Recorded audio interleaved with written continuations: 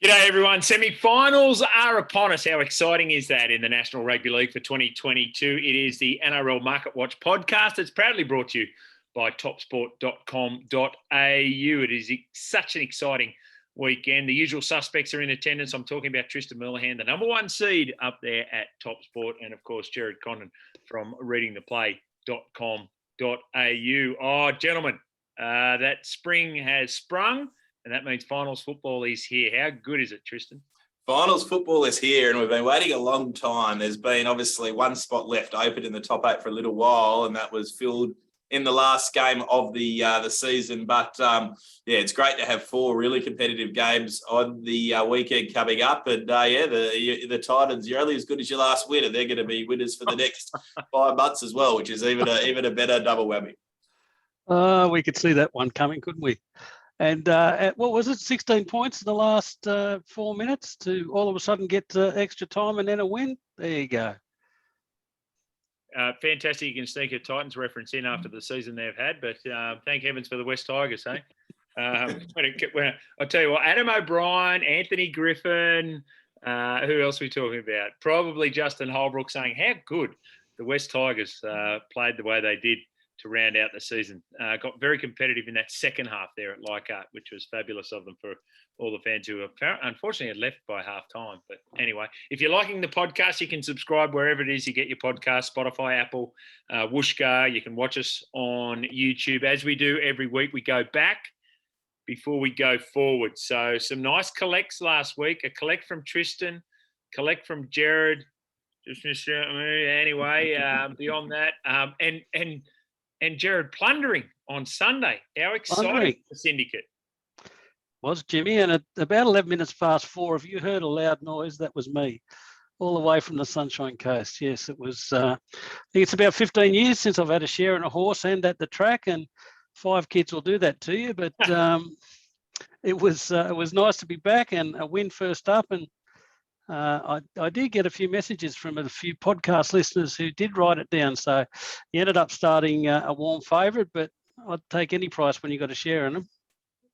So we've got a collective $362 for Pass It On clothing. Plus we had some lunch bets that needed to be decided as well. So I see that the lunch bet table has been buried at the bottom of the notes. I don't know how that played out, but anyway, you better give us an update, Tristan, on first of all, what we've raised for Pass It On clothing thus far, and of course, a further update, given we've got our big lunch on Friday at Dick's Hotel at Balmain, which is officially a sellout. Yes. No, we have got a nice little ticky long. We got over the $13,000 mark for the first time. We're up to $13,122. So really well done over the course of the regular season. We've still got another while to go, but we're going to have a nice little bank there heading into the lunch, and I'm sure we'll be able to give a nice little donation there on the day. And looking forward to trying to get back a couple of winners this weekend as well to keep the momentum going. Any explanation as to why the bearing of the lunch bet table? Just for Jimmy, it actually is in the same place it's been for the last 3 weeks, but it's good that you actually noticed the run sheet. Yes, well, you have kicked to a nice, comfortable lead at the moment, and you did pick one up with the Roosters squeaking in the 6th spot. Who would have thought? Oh, yeah. The long-term lunch bet that, you need reminding of later in the week. Always. What a special treat that is. So thank you for that, Gerard. And thank you to Trent Robinson and the Sydney Roosters, which we'll get to their game, which is a replay of last Friday. I was out there at Allianz Stadium. Fantastic. I just got the sense, though, $850 million is a lot of money to spend on what was essentially the same as what was there previously. But anyway, I digress. Let's get into it, lads. We've got some really tough games coming up over the course of this weekend. Finding a winner is not going to be straightforward. So let's get into it. It's an absolute cracker on Friday out at Penrith Park. The Panthers taking on the Eels.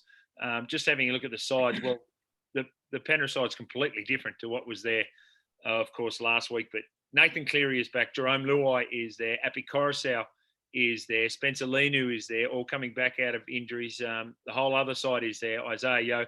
Taylor May is there. So people having some interest around that. The fact that he's going to be suspended, but not till next year.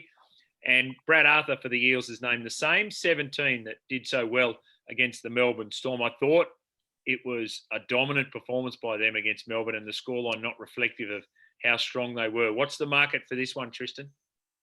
Yeah, this one's been a little bit like the next game where there's been good support for the Panthers at the head-to-head. They're $1.40 to 1 to win, 41 to win off the stick. The Eels $2.95. Now the line went from 7.5 out to 8.5, back into 8, and we're $1.80 the plus 8 and $2 the minus. So certainly the Eels have been well supported at the plus. So we've got a very ugly little split there on the 1 to 8 at the moment. Now the total points is 39.5. So it's a lot lower numbers of what we've seen for other games over the course of the last couple of weeks. Now we know how good a record the Eels have against the Panthers. The Panthers look back pretty close to full strength, and whether there'll be a little bit of rust in them, but they've got a very, very good side. And I think sometimes it's easy to forget how good they were when all of their players were on the field. So I'm really looking forward to this game. Should be a beauty to start off the finals. I think your last point's the key point there too, Tristan, because I just think the Panthers at home and the peak that they've offered this season is just being a little bit underrated here. I'm wider than the market. I think, yes, Eels could win last week. They got the Storm at the right week with no Hughes. I thought they should have been far more dominant on the scoreboard, and that's a question mark for mine. They've got a good record, but not necessarily longer term. It's at Penrith Park. It might be damp ground. I just keep coming back to the Panthers being at full tilt when they're at home. And if we go back to round one, I had all the reasons in the world to want to be with the Eagles, first up and fresh and full tilt. Yet Ivan Cleary just has this knack of having this team ready when it matters. And I think game one this week and then a week off is prime for them. I can't be anything but with the Panthers. I think with a touch of that rain around, I think the total points has moved from 40.5 to 39.5, probably comes down a little lower by game time. I think that probably also helps the Panthers because it'll just, if there's a damp track, the Eels offload game and attack, I think is going to be stifled a little bit. They're the best defensive operation in the competition at the moment. I think they deserve it favourites, and I think I'm with the Panthers. Boys, do we have any issue around the Panthers having all those rested players and in particular Cleary not playing and then just playing 1 week and then having another week off? Does it make them vulnerable in the prelims? I think from Cleary's point of view, I'm sure he would have loved to have played the week before the final. Obviously, there was completely different circumstances with the rest of the guys that were rested. So I think for the rest of the team, I don't necessarily see that as an issue, and that's on the assumption that they win this weekend. I think if week 3 is potentially an issue on the back of that rest, I would say this week is going to be an issue, and then maybe they have to play week 2. So, but yeah, I don't see it as being a drama. There's a lot of players there that have played a lot of state or representative football, particularly the younger guys there. So I think the week off probably does them good. I'm sure Nathan's going to be nowhere near full strength yet. So whether he's going to be prime come week 3, but that's something that was unavoidable. I'm really bullish about the Parramatta side at +8 here. I was thoroughly impressed by what they did against Melbourne last week. Calling that game live, they just shut Melbourne down. They were very strong defensively. Yes, they had a lapse at the end, and we spoke to Sean Lane at the end of the game, and he was, they were filthy on themselves for just allowing that Melbourne to get as close as they did. But obvious advantage playing at Penrith Park. Why they're doing that, why the NRL is allowing that, I do not know. I think that's a missed opportunity for the National Rugby League to take this game to a core stadium. And that does favour the Panthers, obviously. Probably a little rust on Nathan, but he doesn't rely on his fundamentals are just so good. Kick, pass, his effort's going to be there. He might run out of a little bit of steam, but I just think Para match up well against them. I think the rain actually suits Para. The last time, remember the semi-final game last year, 8-6 final scoreline. Ray Stone was their dummy half that day. It was one of the best games of the season last year.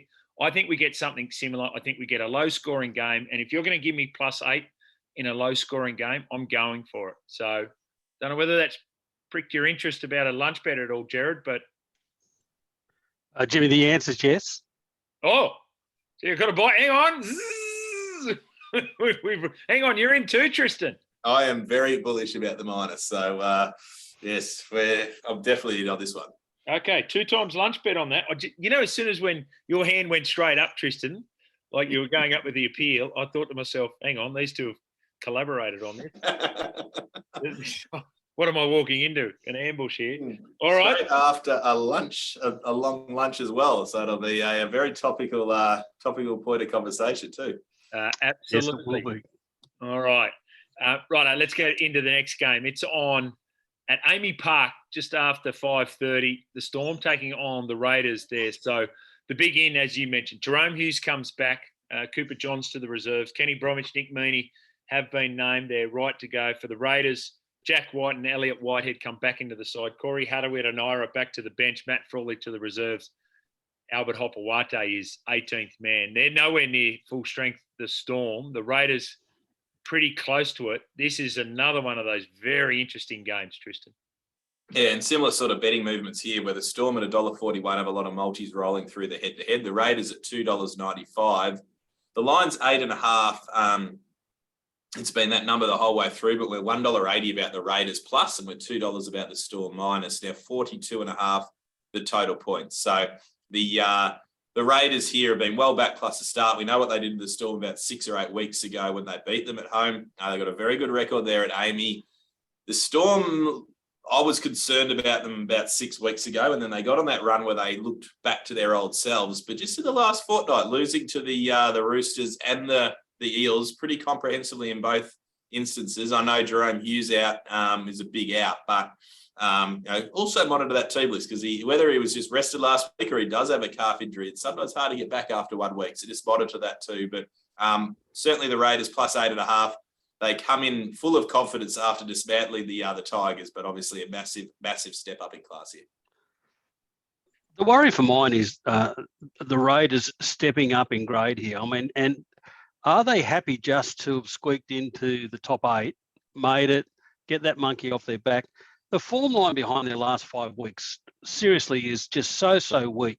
I mean, the Tigers, the Eagles have fallen off a cliff. The Knights nearly got them. The Dragons nearly got them. Go back 5 weeks ago, they played a very understrength Penrith and got beat soundly at home. I know they got a good record against Melbourne the last 4 times they've played in Melbourne, but the last 5 times they've played Melbourne overall, they've lost 4 of those 5. We go back to round 5, the Storm absolutely gave them a bit of a touch-up. And when they did beat them in round 18, 2016, it was only 2 days after Origin. So it was absolutely the right week to get the Storm. I just think Storm have got one big effort in them, and this is the right game. They're at home, which in a semi-final they love. Yes, they don't have the double chance, so everything's absolutely on the line here. Hughes back is key. I think the bench is stronger. I like the look of the rotation there. I just think it's the right game for them. And you can't come through a stronger form line than they do in the last couple of weeks as long as you're not busted up so badly in the Roosters and then the Eels back at home and dropping in grade. I'm keen on the Storm. I don't know that they go deep into semi-finals, but I do think this is the right week for them. Yeah, it's interesting, isn't it? Talk about that form line and strength of opposition. I think there is a little bit that they're a bit busted, the Melbourne Storm. You just get a sense of that. There was all those rumours around all those players that were going to be out for that game against the Roosters. They ended up playing.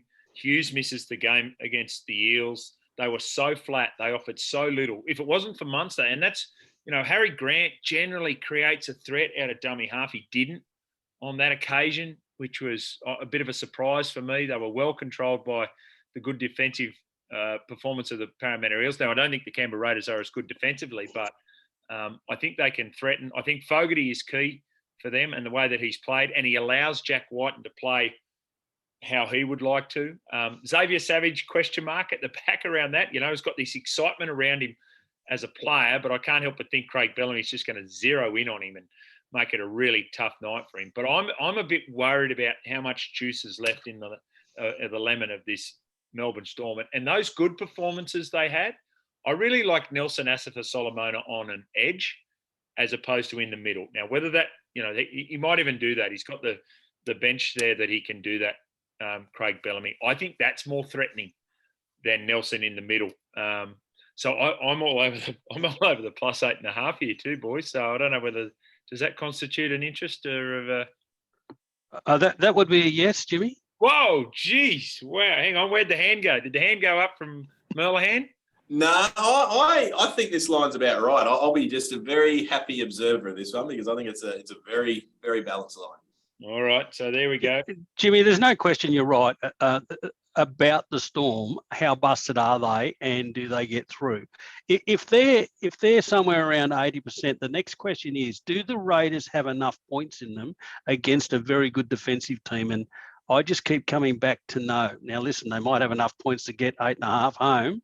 Let's hope not. But I think that's very interesting into the game. We'll be at home on Saturday afternoon, so I'm anticipating reception to be very strong, Jared. Or it won't be strong. Yeah.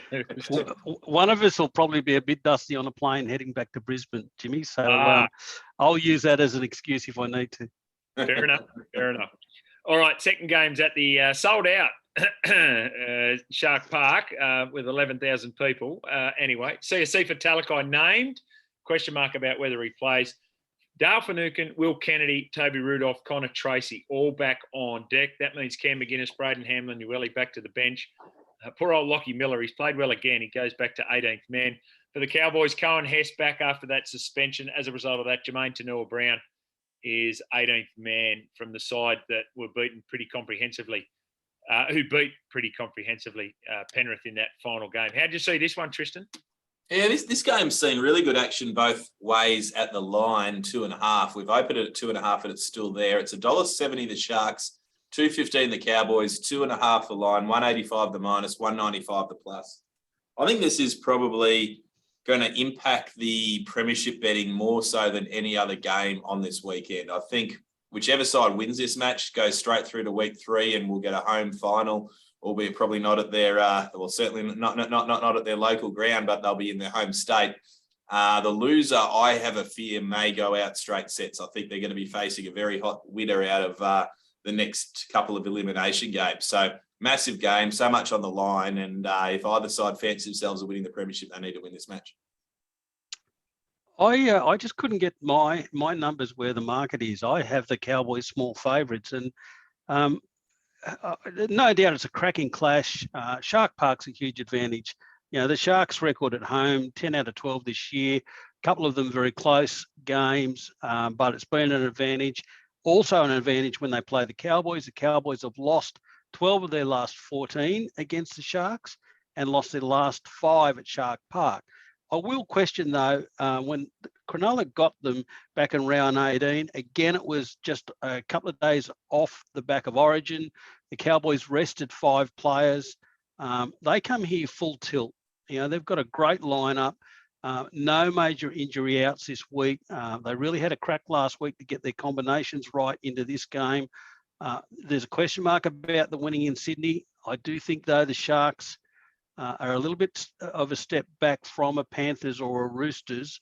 And I think they're ready to go here. And I think through the middle is where they can open things up. They've got points in them. The Sharks really have to aim up. They get some key ins if they all play and if they're all right to play. Talakai may well burn out on that left edge. That will reshuffle a few key things. Kennedy, if he's fit to go, is very important at 1. He does so much for what they need in attack. I thought it was close. I had the Cowboys small favourites. I actually think that the Cowboys have got a point to prove and absolutely no excuse this week that they either aim up and they're ready to go or they're not exactly where I thought they were. Yeah, difference of opinion on this one again. So I'm still not convinced about the Cowboys. Certainly away from North Queensland as well. I just got the question marks about that. I know we've seen them come down here, beaten soundly by the Roosters, and there were reasons for that. Beaten soundly by South Sydney in a really flat performance by that team. Obviously, you don't anticipate them being flat for a semi-final, but I think the resilience and the manner in which the Sharks have been going about their work, I wouldn't be surprised if there's been a bit of physical loading going into them for this semi-final series because they had that top 4 position sewn up. The home ground advantage is massive for them. let's presume those players coming back do come back and are fit and ready to go. I'm all over the Sharks in this one. I think the market's got it right. I'm happy to go with the -2.5 for the Sharks on this one as well. Do I hear another? Jimmy, the answer's yes. Okay, right. Okay. Tristan? You're not going to like this, Jimmy, but I agree with you. Oh, dear. So I might as well put the anchor on both of you over the course of this weekend. So I'll be on your side this week, Jimmy. All right. I like that. Everyone can be a winner here. So this is going to be fascinating. I tell you what, the mobile phone carriers will be excited about what's going to transpire. And this might be the biggest of them all. Sunday out at Allianz Stadium, the Roosters taking on the Rabbitohs again, and there are significant ins and significant outs, most notably Joey Manu, 2 to 3 weeks. So what does he do here, Trent Robinson? Daniel Tupou back, Joseph Sualihi is back. Paul Momirovski shifts to the centres. Victor Radley is back. Torquiaho goes to the prop. Matt Lodge back to the bench. Waria Hargreaves is okay. Verrills is going to be okay. Adam Kieran onto the bench for what would be his 3rd game of the season. And then for the Rabbitohs, really big. Cam Murray named to play. Make a presumption that he does. Davey Moali is the option to come into the 17 there. Damien Cook is back. That means Saliva Havili goes back to the bench. And Campbell Graham is back into the side. Jackson Paulo goes to the reserves list. This is I'd imagine, a really tricky one to price up, Tristan. Yeah, this has been, as you say, a really tricky one to price up because naturally you watch that game and you say the Roosters were just way too good, and they were, but then the Buddies sort of fought back in that second half. I think we mentioned that with that, would there be a couple of aces still left up, a couple of sleeves for this game? And I'm not sure. It felt like a very intense game. And of course, when there's that many people baying for blood in a really exciting game in a new stadium, I think everyone was giving full tilt. But when you lose Cameron Murray in the first minute, when Joey Manu is now not playing, you get Damien Cook back. You've also getting a few stars back from the Roosters. It does change the complexion of this game, and it's a very tricky one to price. We've gone $1.60 the Roosters, $2.35 the Bunnies, 4.5 the line, $2 the minus, 180 the plus. There has been support for the Bunnies, and I probably tend to agree with them. I think maybe the market should be a bit closer to where it was this time last week. Yeah, it's a tricky game to split. I was somewhere about the same as the markets, that I've got the Roosters favourite. And I think that the difference here is the advantage of potentially staying at their own ground. If the game was at Homebush, I think it would have been far, far closer. Both teams have a good record at Homebush, but the Rabbits in particular. I've no doubt that for the Rabbits last week, it was just a matter of dress rehearsal and going through the motions. And, there were periods of that game and until the last 10 minutes that I just didn't think they had the intensity or the interest to really want to match it with the Roosters. I think it was a key game mentally for the Roosters to win and get that monkey off their back of now having cracked back and got a result, and then getting them this week at home. Very big ins for the Rabbits. I think they lift significantly. I think we see far more intensity and quality of play from them. But can they go with what has been the best of the Roosters in recent weeks? And I just think the Roosters back through the middle, that getting Radley back is so critical because it then gives them the 3 big men in the middle. Like him or not, Lodge has just been outstanding, and having those 2 big bodies in he and Wira Hargraves trampling through the middle just gives you yardage, opens things up. Having the 3rd man off the bench then gives you the pressure through that middle period of the game. They've got 2 smart halves, a strong kicking game. I think they get the advantage of playing a lot more field position. I have to be with the Roosters, but I think the Rabbitohs really respond, and we're in for an absolute cracking game. If the track is dry come Sunday, I think there's points as well.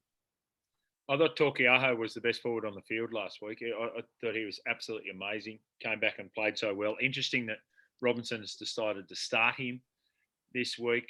Latrell's a fascinating one. They were just so in his face last week, and who was doing it? Joey Manu was doing a lot of that. That's not going to be there. That physical presence, that athleticism of Manu, that's a loss. What he does at that right centre position, because there's a lot of traffic coming your way. If you're the right centre defending Latrell and Cody Walker coming down that left side, is going to be critical, and how that plays out. I'm going to tip the Roosters, but I don't think the -4.5. I think the Rabbits at the +4.5. I think a cracking game of footy, and can't wait. All right, Gerard, you better give us your best bet, please, mate. Oh, so Jimmy, you didn't go fishing then? Well, I'm not going fishing on this one, unless you two want to fish together. Do you, Tristan, Gerard? So what are you doing? You want the 4.5, or are you giving up the 4.5? No, something like that. Yeah. Which side of the fence were you on then? Mate, the Roosters will win a tight one. That's what I'm saying. Okay, Jimmy, why don't we have a rare week where we have 4 lunch bets, and I'll take the Roosters at the -4.5. Well, hang on. Earlier today, you said you wouldn't do that, and I said I would. What's changed? Well, mate, I'm getting wound up, ready for Friday. Done. I'll take the +4. There you go. And Tristan, are you swimming away from this one? I'm going to jump with Jimmy on this one. I'm going to go the plus. Dear, oh dear. There we go. Yeah, I like that. Sensible, Tristan. Well played. Righto. So we're Jimmy, I'm with the Panthers, the Storm, the Cowboys, the Roosters.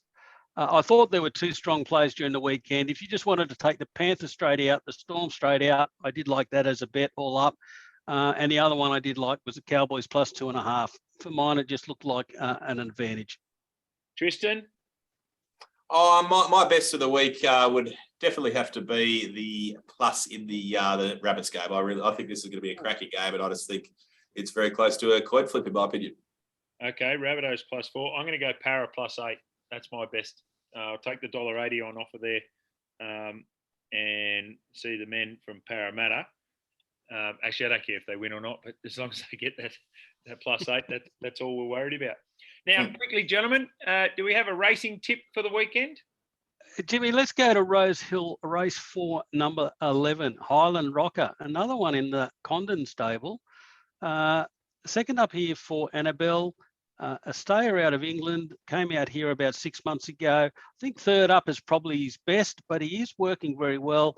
Loved his first up run. Somewhere around $11 for the place in places today, Jimmy. So let's have 100 on the place. I hope he might be strong late and just put his head out at the right time for third spot. $51, $9. Highland Rocker. Highland Rocker, Jimmy. There you might put that one in your little black book for a couple of weeks' time too. Okay, all right. I'll keep our eye on that one. Well, we can both win here. I'm just going to go 100 on the nose for number 5 in race 4. The favourite, Hammer On. Bowman Waller combination, $2.35. My staking plan in this one, Tristan, on the nose. Straight on the nose. So we'll pop that one on there. It could be a nice little Quinella. Maybe punters should get involved there with the Quinella on both of those. So no, it should be a big day of racing. We got some good racing in Melbourne and in Sydney, and hopefully the tracks play their part, because we're a little bit iffy there on the weekend. Please note, King's Trust drawn barrier 15 in the Tab Highway. We might be looking elsewhere, but anyway, that's currently I think 19's into 17, so a bit of money around for it, Tristan. Yes, yeah, definitely been a little bit of a push. So yeah, we'll see. Keep it on King's Trust as always, and just racking up those highway race starts. So we have to check the Guinness World Record for that. Someone's going to be very satisfied from a lunch bet point of view over the course of this weekend. Enjoy that, gentlemen. Can't wait for the rugby league and the racing this weekend, and you enjoy it. Well, and what about Friday? Can't wait for that. And Jimmy, I mean, I guess now that you're in front on the lunch bet, you'll probably be putting 1,000 on the bar for Tristan and I just to play up for the weekend while you're out calling the footy Friday night. Just breaking up a little, Gerard. Bit of a tough line here, so not sure I've picked up. See you Friday, gentlemen. See you guys.